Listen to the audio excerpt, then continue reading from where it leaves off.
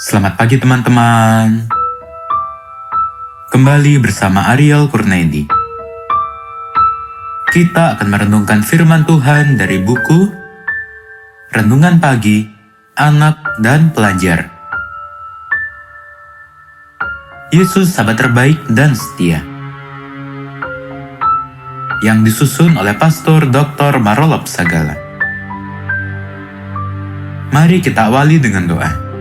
Bapa di sorga, kami akan belajar firman-Mu. Tolong kami supaya firman-Mu menjadi pedoman dalam hidup kami hari ini. Dalam nama Tuhan Yesus kami berdoa, amin. Hari ini, tanggal 5 Agustus, judul renungan kita, Tidak ada yang mustahil bagi Tuhan. Ayat hafalan, Matius pasal 19, ayat 26.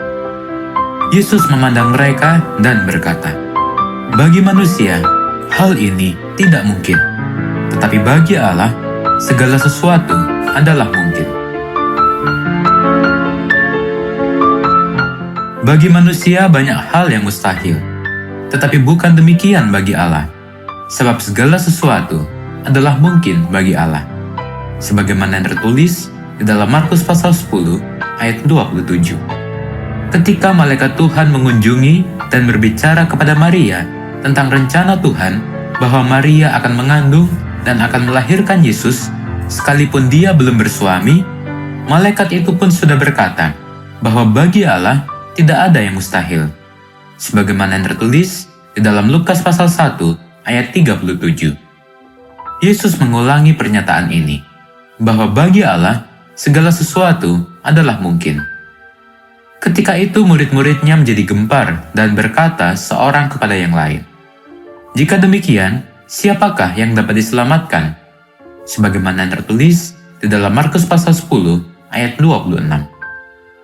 Murid-murid itu menjadi gempar karena Yesus berkata bahwa sesungguhnya sukar sekali bagi seorang kaya untuk masuk ke dalam kerajaan sorga. Sebagaimana yang tertulis di dalam Matius pasal 19 ayat 23. Lebih lanjut Yesus berkata bahwa lebih mudah seekor unta masuk melalui lubang jarum daripada seorang kaya masuk ke dalam kerajaan Allah. Sebagaimana yang tertulis di dalam Matius pasal 19 ayat 24. Kenapa unta lebih mudah masuk ke gerbang kota yang sering disebut lubang jarum daripada seorang kaya masuk ke dalam kerajaan Allah? Alasannya adalah ketika unta akan masuk melewati gerbang yang disebut lubang jarum, memang sukar.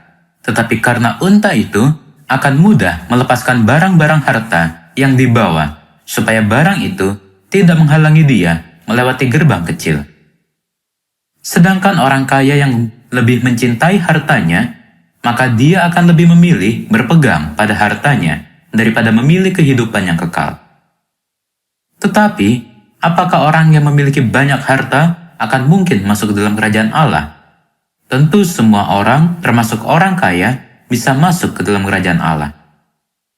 Yang memungkinkan mereka dapat masuk ke dalam kerajaan Allah bukanlah hartanya, tetapi hanya oleh kasih dan kemurahan Allah sendiri. Jadi tidak ada yang mustahil bagi Allah untuk menyelamatkan siapapun, asalkan mau menyambut kasih dan kemurahan Allah itu.